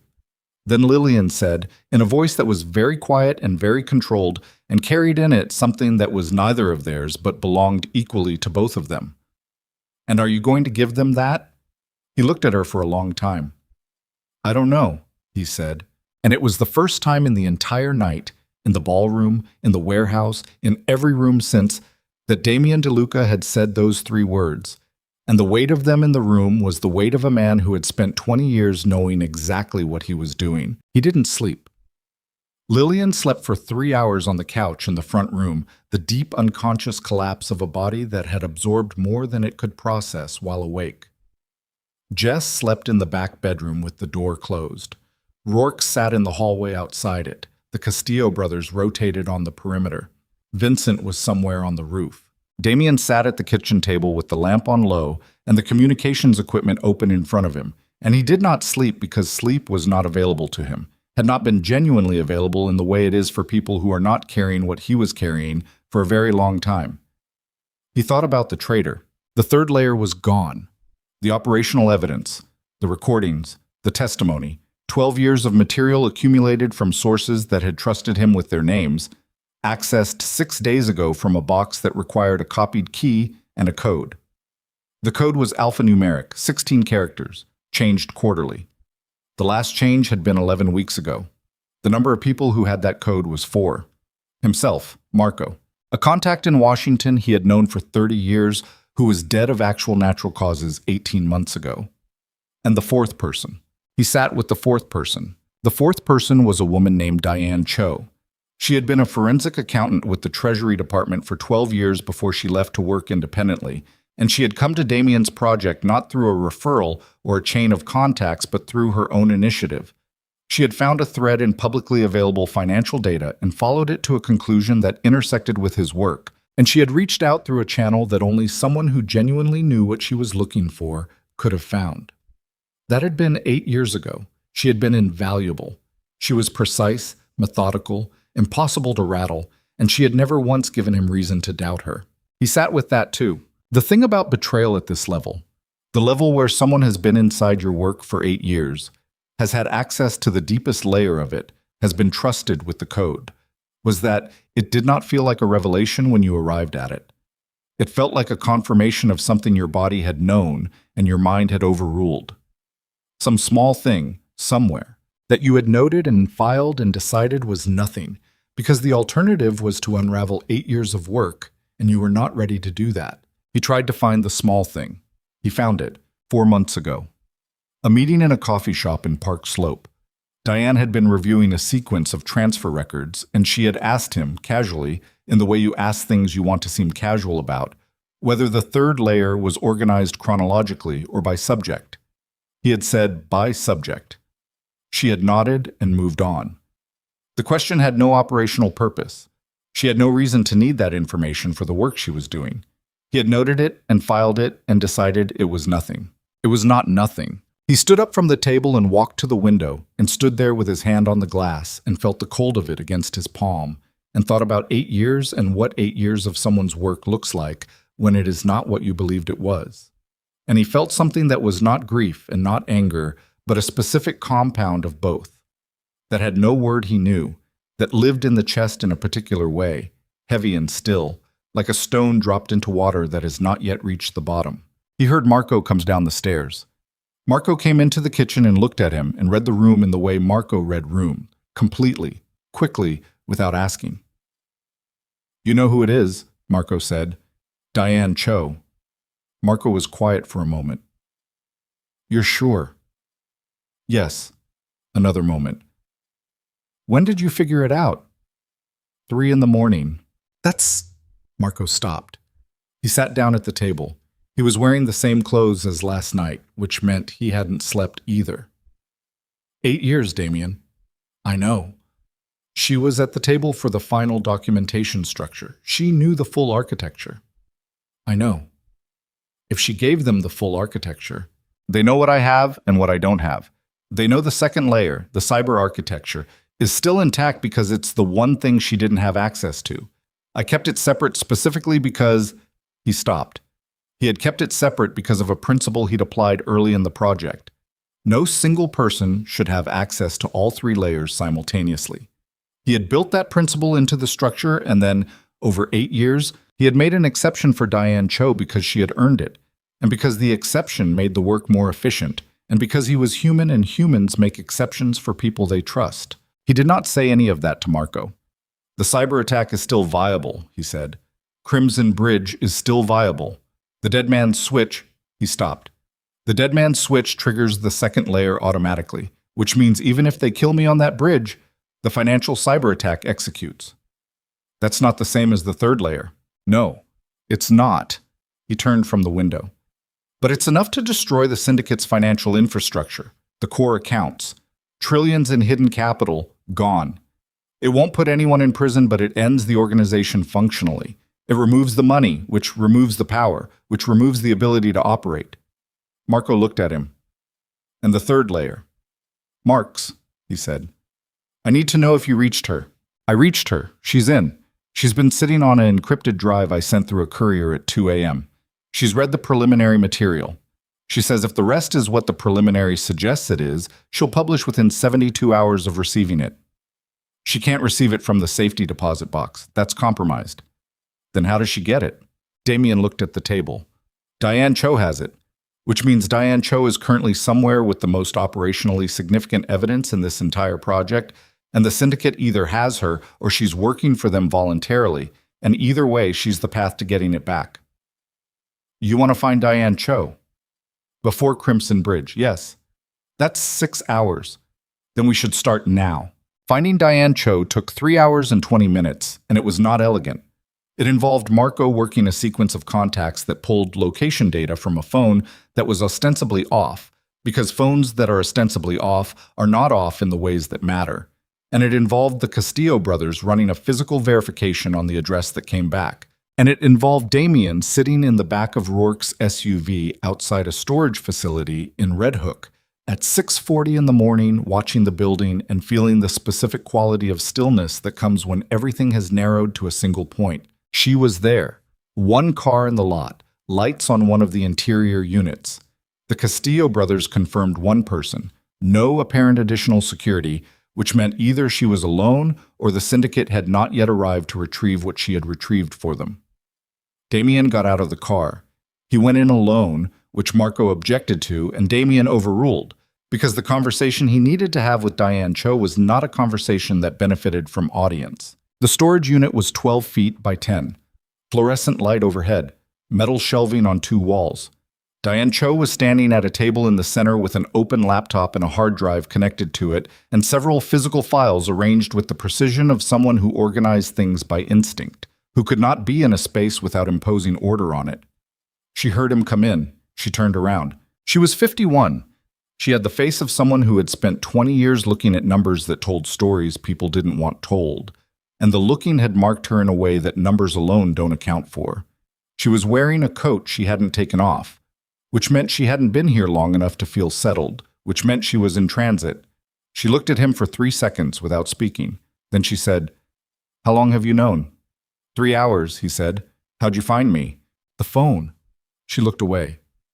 A small exhale, not quite a sigh, not quite anything else. "I turned it off." "I know. I should have pulled the battery." "Yes." She looked back at him. Her face was doing something complicated that he did not try to read because reading it would cost him time he didn't have. "I'm not going to tell you I'm sorry," she said, "because I don't think you want to hear that and I don't know if it's true." "Then tell me why." She looked at him. "My daughter," she said. He was quiet. "My daughter is 23. She's been in a syndicate-connected trafficking network for 14 months. I didn't know what it was when it started. She met someone, she moved, the contact went intermittent, the way it does when someone is being controlled, and you don't understand what you're seeing until you understand it too late." She said it with the flatness of someone who has rehearsed it, because the rehearsing is how you say it without stopping. 8 months ago, someone contacted me. They told me they had her. They told me what they wanted. They told me what would happen to her if I didn't give it to them. The storage unit was very quiet. "They have her now?" he said. "I don't know." Her jaw tightened. "I don't know what they have now. I gave them the access 6 days ago, and they told me she would be released, and I've heard nothing since, and I don't—" She stopped. Her hand went to the table, steadied on it. "I don't know." Damien looked at her for a long time. The thing he could do, the thing that part of him, the part that had kept score for 20 years immediately wanted to do, was to account for what she had done in purely operational terms. The damage, the exposure. The third layer, stolen and presumably in Volkov's hands, or the hands of whoever sat above Volkov, the recordings and testimony of people who had risked their names and in some cases their lives to give him material that would end careers and expose networks and protect the people those networks had been built on destroying. All of that was the accounting. All of that was true and real and mattered. But a mother. But a daughter in a network, he knew exactly what it looked like inside. He breathed through his nose. "Is she on the drive?" Diane looked at him. "Your daughter," he said. "Is there anything on this drive that connects to her location, to the network she's in, to whoever is holding her?" "I don't—" She stopped. "There might be. The files they had me pull included operational records, not just financial. I haven't had time to go through all of it. I've been trying to keep—" She stopped again. "I've been trying to find her name in it." "Step back," he said. She stepped back. He went to the laptop. The drive interface was open, the file system displayed. He looked at it for 30 seconds, navigating with the practiced speed of someone who knows exactly what he's looking for. He found a folder labeled in a numeric sequence, opened it, cross-referenced it against a secondary index. There, a name, a location, a date stamp from 11 days ago. He looked at the date, and then he looked at Diane. 11 days ago, he said. "That's before you gave them the access." She stared at him. They had her location documented 11 days ago, which means they had resolved the situation, one way or another, before you gave them anything. He watched her face. They were going to keep her regardless. The leverage was the point. The daughter was a mechanism to get what they wanted from you, and once they had what they wanted, the mechanism was no longer necessary. Diane Cho looked at the screen. Her face went through several things in a very short time, and then it stopped going through things and became very still. Is she? I don't know yet. The document shows a location. I need someone on the ground to verify. He pulled out his phone. He sent the location to Marco with a single instruction. Check it. Now, not later. Then he looked at Diane. I need the hard drive, he said. She looked at it, then at him. The material on this drive is what goes to Catherine Marks, he said. It's what ends the people who did this to your daughter. It's the third layer.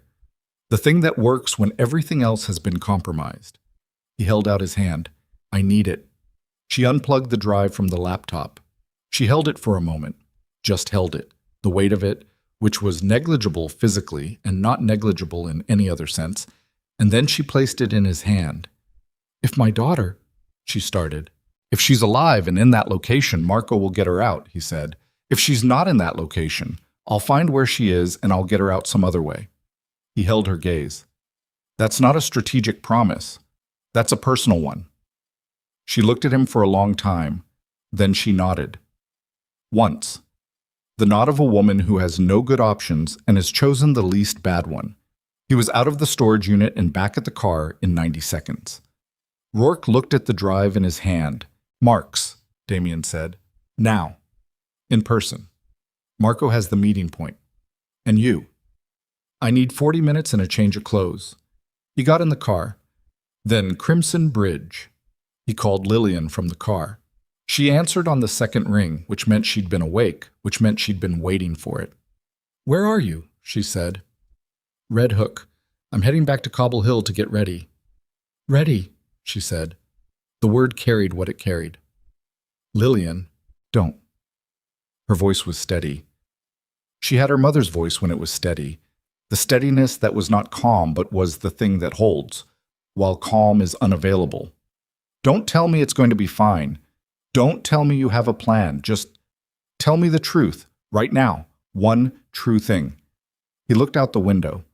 Brooklyn at early morning, the light just beginning at the edge of the sky, the street still in that particular pre-dawn state where the city is neither asleep nor awake. The truth, he said, is that I'm scared. A pause. Okay, she said. But I'm going. I know you are. I need you to do something for me. If Marco reaches you in the next 3 hours with a young woman, who? Her name is Hannah Cho. She's 23. She's been through something very bad and she doesn't know who she can trust. I need you to be the person she meets first, because you'll... He stopped. Because you'll know what to say. Lillian was quiet for a moment. Okay, she said. And I need you to not come to the bridge. Dad, Lillian, hear me. I need you to be somewhere safe. And I need you to know that me being able to do what I need to do on that bridge requires me to know where you are. If I don't know where you are, I will spend the time I need for other things on finding out, and I cannot afford that. He paused. Do you understand? A long pause. Yes, she said. Thank you. He hung up. Crimson Bridge stood at the northern end of the island, an industrial span across the Harlem River that had been scheduled for demolition twice in the last decade, and still stood because the budget for its replacement had been redirected both times in processes that were legitimate on paper. It was the kind of structure that cities keep by accident, that serves a function but not an important one, that connects neighborhoods that don't need connecting because the people who need to cross have always found another way. At 9:47 in the evening, Damien walked onto it from the south end.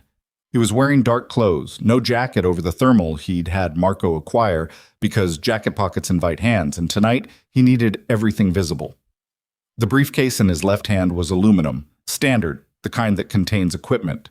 It contained equipment, not the kind they were expecting. The bridge was closed to vehicle traffic after 7, a maintenance designation that had been in effect for 4 years and was refreshed quarterly. It was lit by the overhead gantry lights, orange and industrial, and by the ambient light of the city on both sides of the river, and by the cold white light of a half moon that sat above the eastern bank and did nothing for visibility except remind him it was there. He walked to the middle. They were already there. Dominic Viscari stood 20 feet from the center mark, which surprised him. He had not expected Dominic, had expected Volkov directly, and the presence of Dominic changed the arithmetic in ways he began calculating immediately. Dominic was out on bail, a bail arrangement that no legitimate judge should have approved by this hour, which told him something about how deep the task force penetration went. He was not in his wedding suit.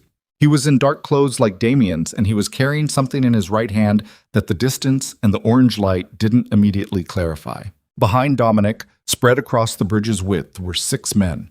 Not the warehouse configuration. These were different.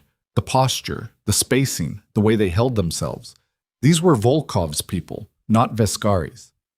Dominic was not in command of this meeting any more than Damien was.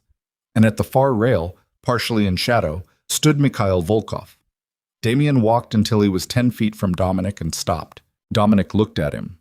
His face, in the orange light, was a face that had been through a great deal in the past 24 hours and had not processed any of it, which made it dangerous in the specific way that unprocessed things are dangerous, unpredictably, in directions that can't be mapped in advance. "You came," Dominic said. "You sound surprised. I thought you might send someone." "I don't send people to things that are mine to do." Dominic looked at the briefcase. "What's in it?" "What they think they want," Damien said. From behind Dominic, Volkov stepped forward into the light. He looked the same as the warehouse, the iron composure, the military posture, the face that gave nothing. He looked at the briefcase and then at Damien. "DeLuca. Volkov. You have the source code." "I have what I came here with," Damien said, "which I'll open when we've agreed on the terms of this conversation. The terms are simple. They never are." Volkov looked at him with something that was almost patience. "You give us the source code for the financial architecture, the cyber attack capability. In exchange, you walk off this bridge. Your daughter is not touched. Your people are not touched. And the material from the third layer, the operational evidence, disappears. It does not go to any journalist, any prosecutor, any public outlet. It goes away." He paused. "And you come back. Not immediately, but within the year. We will discuss the terms of that separately." "Bam? Lansaminit." Damien looked at him. "You want me," he said. "That's the entire thing. The Vescaris were expendable. The third layer was leverage. The bridge is the recruitment. We want what you built," Volkov said. "And we want the man who built it, because that man cannot be replicated. We've tried. We've tried for 20 years, and everything we built using your methodology was a copy of a copy, and it had the limitations of a copy." He said it without flattery, the way you state a technical fact. "We want the original. And if I say no..." Volkov looked at him. Behind him, the 6 men were very still. "Then we demonstrate what it costs to say no," Volkov said. He nodded to someone out of Damien's sightline. A sound, sharp, single, from above. The bridge superstructure. Damien felt the impact before he heard it. The bullet entering his left shoulder at an angle that told him it was a deliberate choice, not a kill shot, a demonstration shot, the language of men who want you to understand what comes next rather than end the conversation. He did not fall. He took a step back, found his footing, and stood. The pain arrived with the full inventory of what it was, burning, deep, his left arm dropping involuntarily. The briefcase handle still in his hand through the reflex that overrides pain because 20 years of maintenance of a specific kind of capability had made certain responses autonomous. He breathed. In through the nose. Out. The pain was information. It was not instruction. He looked at Volkov. "Your sniper," he said. His voice was steady. It cost him something to make it steady, and he paid the cost. "Rooftop, northeast, approximately 300 meters. Volkov looked at him. "That's a good position," Damien said, "except that the wind off the river at this hour has a lateral push that most shooters underestimate. The shot should have been 4 inches further right." He looked at where the bullet had entered. "He's good. He's not excellent." From somewhere above them and to the east, a sound. Not a shot, but the sound of something going wrong for someone in a position they expected to hold. "Vincent." Volkov's composure shifted. Not collapsed, but shifted, the adjustment of a man whose map has just developed a new feature. Damien set the briefcase on the bridge deck. He looked at it. He looked at Dominic, who had not moved throughout all of this, and whose face was the face of a man watching a building fall that he thought he owned. "Dominic," he said. Dominic looked at him. Your father sent you here, Damien said. Or Volkov did. Either way, you're standing on this bridge because someone told you to stand here. And you did what you were told the way you've always done what you were told. And you've been telling yourself that you're the one in charge for so long that you can't see the room you're actually in.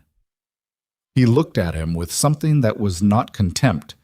Contempt would have required more energy than he had. You're a loose end, Dominic. You've been a loose end since the ballroom. The only question Volkov is answering tonight is whether it's more efficient to tie you off here or somewhere else. Dominic looked at Volkov. Volkov's expression confirmed it. Something broke in Dominic's face. Not theatrically, not the way anger breaks in movies, but quietly, the way a structure fails when the load-bearing element gives.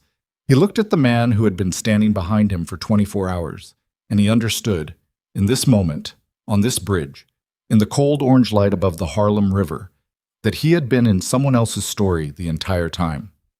He looked at Damien. "What do I do?" he said. And Damien, with a bullet in his shoulder and a briefcase at his feet, and 6 armed men between him and the south end of a bridge above a freezing river, looked back at him and said, "Step away from him, right now." Dominic stepped away from Volkov. Volkov said sharply, one word, in Russian. The 6 men moved. Damien pressed the button on the remote in his right hand, the button he had not yet pressed, the second button, the one that was not the EMP, the one that connected to the second layer of the cyber attack architecture, and he pressed it while moving, because standing still when 6 men are moving toward you is the last decision you make. What happened on that bridge in the next 4 minutes was not orderly. It was not the choreographed exchange of a movie fight. It was close and brutal and ugly and loud, and it involved pain and the floor of the bridge and a railing that his right hand found and held, and the specific quality of desperation that is different from fear, because desperation knows exactly what it's doing, knows the cost, chooses to pay it anyway. Rourke came in from the south, Marco from the north, the Castillo brothers from the maintenance walkway below. The 6 men were good. 2 of them were very good. The 2 who were very good cost them time, and one of the Castillo brothers a broken arm before they were down. Damien, at the east railing, held onto it with his right hand and let his left arm hang, and breathed, and watched Volkov. Volkov had not moved from his position. He stood in the center of the bridge, and he watched his 6 men go down, and he looked at Damien against the railing with the bullet wound, and the thing in his face was the closest thing to genuine emotion that the man's face had shown across 2 meetings. A cold, still, focused fury that had been looking for an object and had now found one. He reached into his jacket. He pulled out a phone, not a weapon, and held it up. "The 3rd layer," he said. "Everything Diane Cho gave us. I press one button and it's transmitted to every compromised official in the country. Every person in it becomes a target overnight. You understand what that means for them." Damien looked at the phone. He understood exactly what it meant. The names in the 3rd layer, the witnesses, the sources, the people who had given him testimony, they became exposed. The evidence became a weapon in the wrong direction. He looked at Volkov. "Marx already has it," he said. Volkov's eyes narrowed. "Diane Cho gave it to Marco at Red Hook this morning," Damien said. "Marco gave it to a courier. The courier gave it to Catherine Marx at the Tribune at 8 a.m. today." He looked at the phone in Volkov's hand. "Whatever's on that phone, whatever Diane gave you, Marx has the same material, and she's been working on it for 14 hours. If your transmission goes out, hers goes out 30 minutes later with full journalistic context and sourcing, which is not the same thing as raw files. Raw files can be dismissed, discredited, buried. A Tribune publication with verified sourcing and editorial backing cannot." The phone in Volkov's hand. The river below them, black and moving. The orange lights overhead. Volkov looked at him across 10 feet of bridge deck, and Damien looked back with his shoulder bleeding into the thermal, and his right hand on the railing, and his feet planted, and the weight of the night in every part of him, and neither of them moved for a moment that stretched. Then Volkov looked past him at the south end of the bridge, and Damien saw it half a second too late. The additional vehicle that had not been there before, the doors opening, the mercenary configuration that was not 6 men. The vehicles came in fast from the south end, 2 of them, black, the doors already opening before they stopped, the men coming out of them in the organized pour of people who have rehearsed this exact configuration. 8, maybe 10. The light was wrong for counting, and counting was not the immediate priority. Damien's immediate priority was the railing under his right hand and the bridge deck under his feet, and the distance between where he was and where Volkov was, and the phone in Volkov's hand that had not yet been pressed. He pressed the EMP, the first button, the one he had saved. The bridge went dark. Every overhead gantry light simultaneous, the city's ambient glow still present on both sides of the river, but the bridge itself suddenly operational only by moonlight and the headlights of the two vehicles at the south end, which the EMP took 4 seconds later when it reached them. And then the bridge was dark in the way industrial structures are dark, when their power is removed. A specific and total darkness that has no softness in it. In the dark, Damien moved. Not toward Volkov, not toward the south. He moved to the east railing, the one he'd been holding, and he went over it. Not falling, controlled. The maintenance walkway was 8 feet below the roadbed, a steel grating that ran the length of the bridge on both sides for inspection access. He knew it was there because he had walked this bridge on a Tuesday afternoon 3 weeks ago as Arthur Hale, with a jacket and a coffee and the specific, unremarkable quality of a man taking a walk.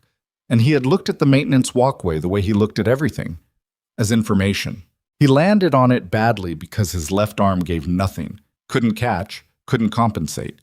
And he hit the grating with his right shoulder and his knees and lay there for a second with the metal cold against his face, and the river moving 60 feet below, and the sounds above him of the bridge reconfiguring itself in the dark. He heard Volkov's voice, sharp and controlled, in Russian. Positioning orders, the men spreading across the roadbed, working by instinct and training and whatever low-light capability they'd brought. He heard Marco's voice from somewhere north.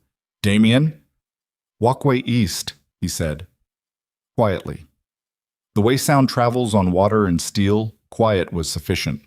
He heard the grating shift 20 feet north, Marco finding the access point, lowering himself down. Damien got to his knees, then his feet. His left arm was a liability he had to account for and stop accounting for because accounting for it used attention he needed for other things. He pressed the thermal against the wound. Inadequate, but it slowed the output.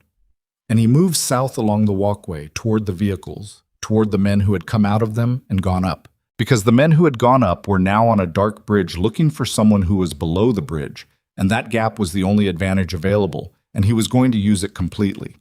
He found the access ladder at the south end, the maintenance access bolted to the underside of the bridge approach, and he came up through it behind the vehicles, behind the line, in the space that the mercenaries had vacated when they went forward. 2 of them had stayed with the vehicles. The exchanges were fast and not clean, and he was operating at a deficit that the body was compensating for with adrenaline that would run out, and he knew it would run out, and he did not think about that. He did the next thing and the next thing and the next thing, which is all that action ever actually is when it is stripped of everything that observation adds to it later. Both men were down. He took a phone from one of them, charged, unlocked, the background image a city he didn't recognize, and he sent a message to the number Marco had given him for the federal contact above Reyes, the one who had warned them about the penetrated task force. The message was 4 words and a pin location. Bridge now. It's done. Done was aspirational, but the message needed to read that way. He went back onto the bridge. The darkness was not absolute anymore. His eyes had adjusted, and the moonlight off the river provided enough to work with if you knew how to use it, which was a skill that belonged to a version of himself he'd spent 20 years maintaining in a basement in Queens while pretending to grade papers upstairs.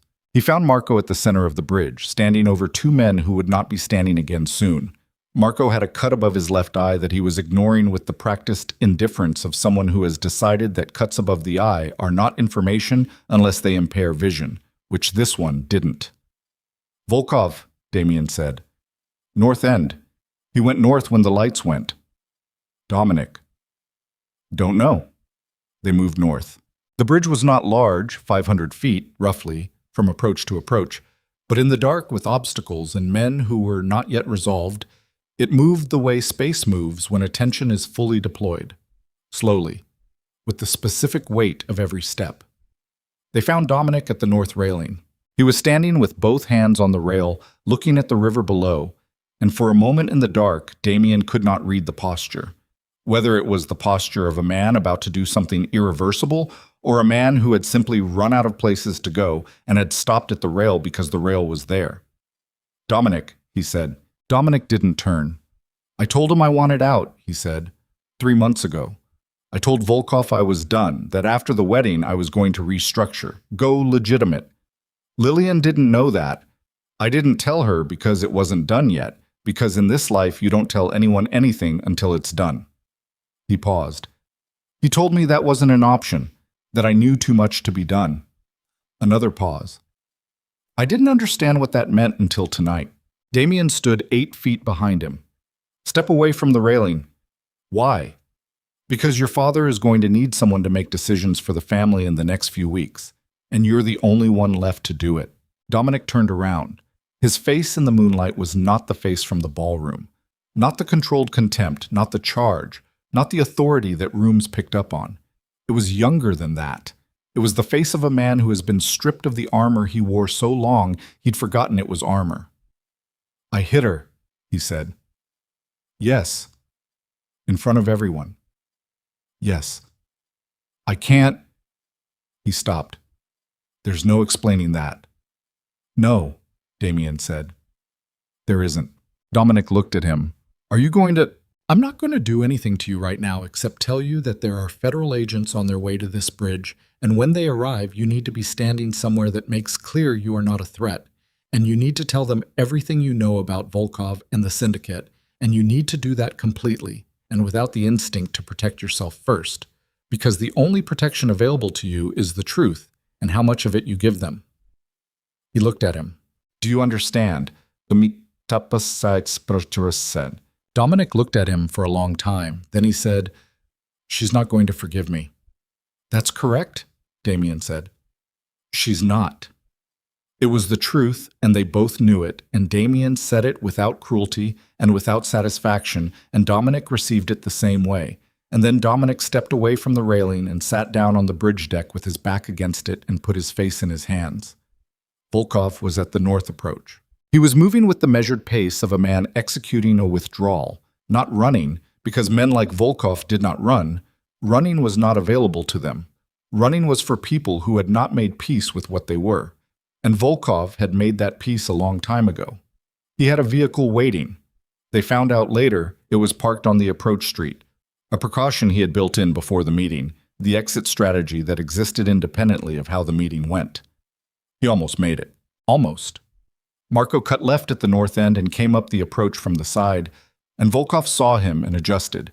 And in the adjustment, he came into Damien's line, and Damien was very tired, and his shoulder was a problem that was getting worse, and his body had been operating past its sustainable capacity for approximately 20 minutes. But he was 60 years old, and he had spent 20 years in a basement, and he had enough left for this. The physical exchange on the north approach of Crimson Bridge lasted 40 seconds. Volkov was not soft. No one who reached his position was soft. And he was faster than his age and posture suggested, and he used the confined space of the approach railing with the intelligence of someone who had fought in confined spaces before. He found the shoulder twice, deliberate, the professional's understanding that an injury is a resource. Damien paid the cost both times and stayed in it. What ended it was not a technique or a strategy. It was the moment when Volkov made the choice to reach for the weapon at his back rather than continue the exchange. And the reaching created an opening, and Damien used the opening with the ruthless economy of a man who cannot afford to need a second one. Volkov hit the ground. He was not unconscious. He lay on the approach with his face turned to the side and his breathing audible, and his hands where Damien could see them, and Damien stood over him with everything it had cost him to stand there written in his face and his posture and the blood coming through the thermal at his shoulder. Volkov looked up at him. "Finish it," Volkov said. Damien looked at him. "You know what happens if you don't," Volkov said. "I have people, resources. The syndicate above me has people I don't know. This doesn't end with me on the ground on a bridge." "I know," Damien said. "Then why—" "Because finishing it the way you mean doesn't end it either," Damien said. "It never did. That's what your version of this life gets wrong. You remove the person, the structure remains. You remove the structure, someone builds a new one." He looked at him.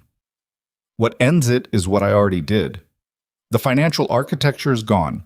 Your offshore network has been burning for the last 40 minutes. Marks publishes in the morning.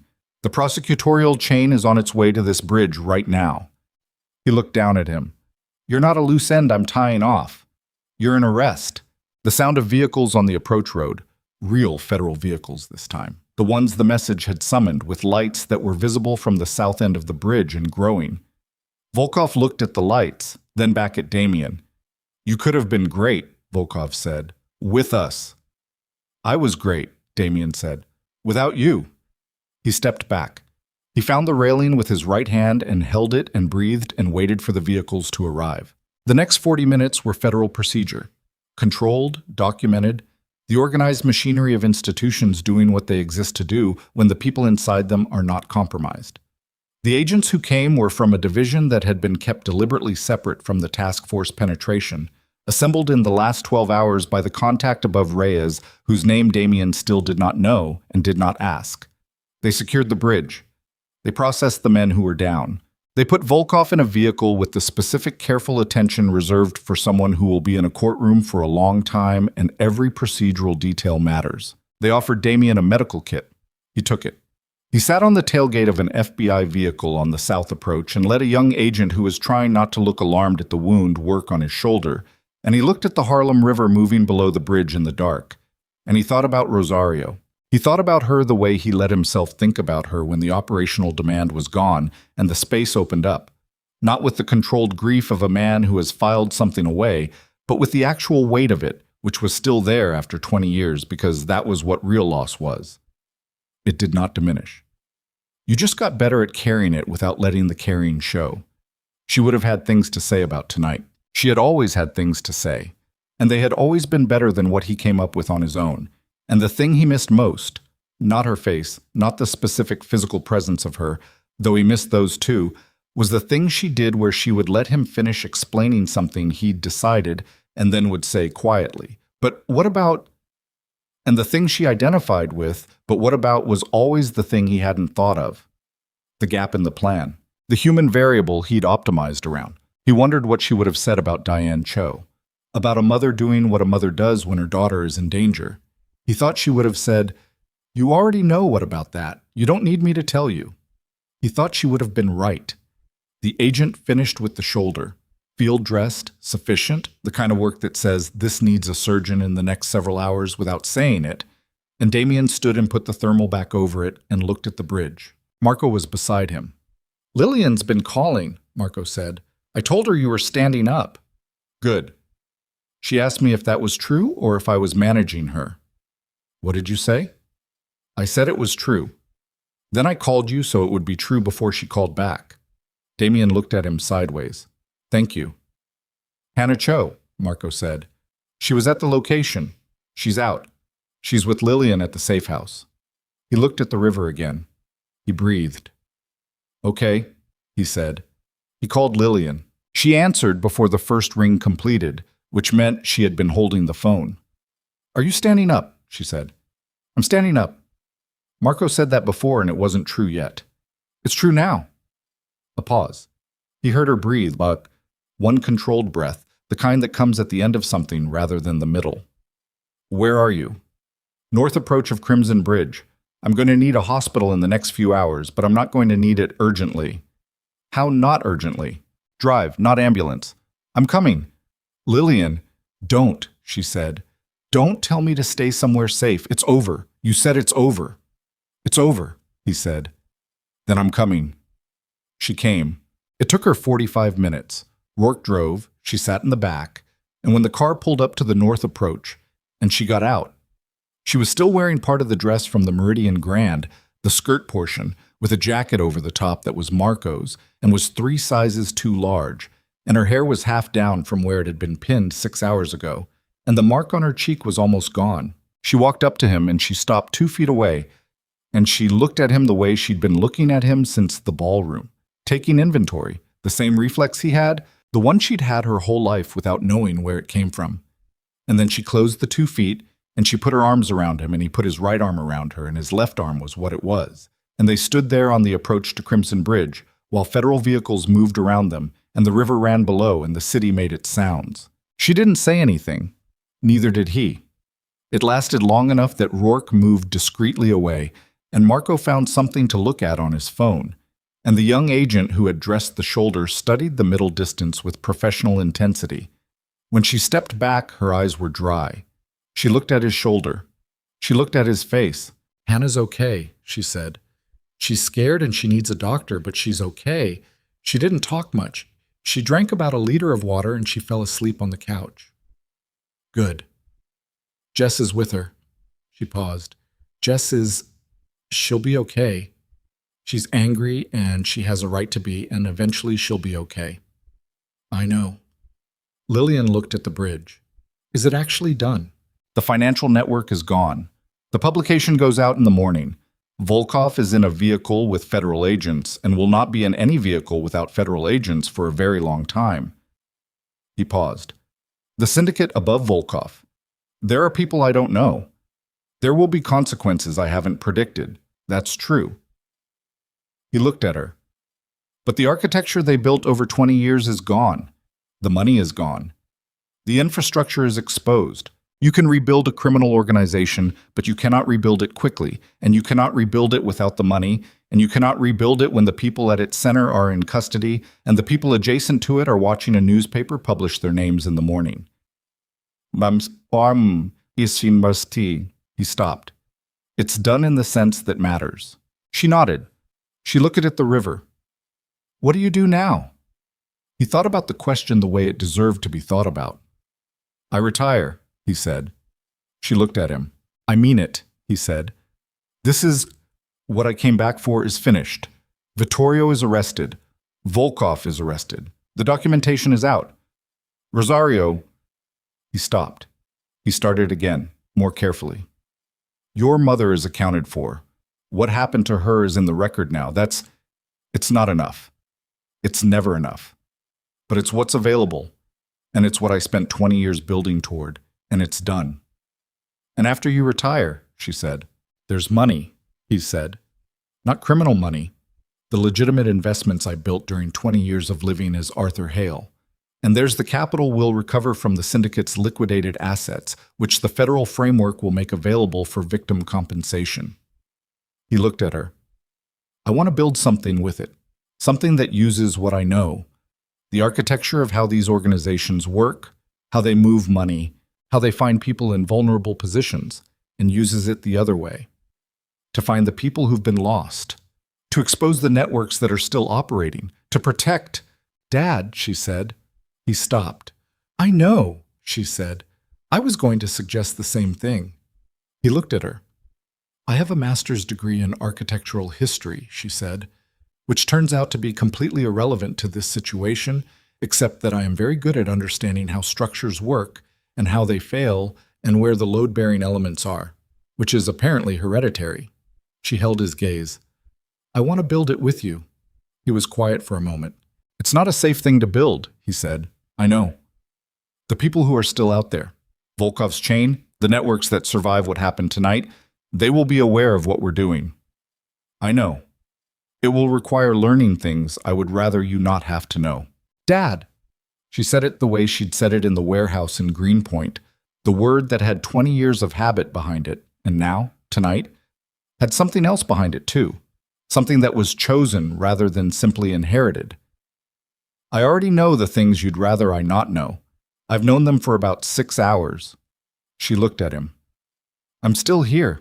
He looked at his daughter and Marco's oversized jacket on the north approach of Crimson Bridge, with the river behind her and the city around her and the whole catastrophic landscape of the night they'd both survived. And he felt something that he had not allowed himself to feel in a very long time, because it had not been safe to feel it, because feeling it required a kind of openness that operational life does not permit. He felt something very simple. He was glad she existed. He was glad she was in front of him. He was glad, against every cost the evening had extracted, that he had stayed alive long enough to stand on this bridge and look at her and have her look back. "Okay," he said. "Okay?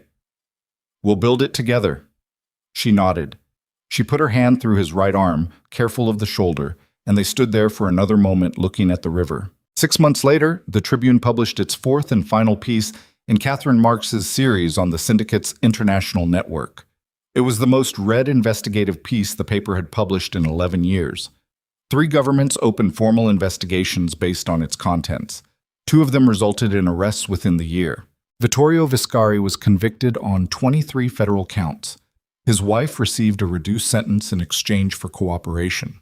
Dominic testified for the prosecution for 4 days, methodically and without apparent emotion, and received a plea arrangement that kept him out of prison on the condition that he liquidate all family assets and cooperate fully with ongoing federal investigation. He moved to a city he had never lived in before and did not contact Lillian, and she did not contact him, and the absence between them was not a wound exactly, but it was not nothing either. Diane Cho was not charged. There were people who disagreed with that decision, and their disagreement was not without merit. What was also true was that Hannah Cho was recovered and was in therapy in a city where her mother lived, and they were navigating, slowly and imperfectly, what it meant to be 2 people who had both survived something and needed to find out what they were to each other after surviving it. Lillian called Hannah twice in those 6 months. The calls were not long. They were something. Marco left operational life. He opened a restaurant in Carroll Gardens that was loudly and obviously a restaurant, with no basement, no secondary communications equipment, and menus that changed seasonally. He was, by all accounts, a genuinely good restaurateur.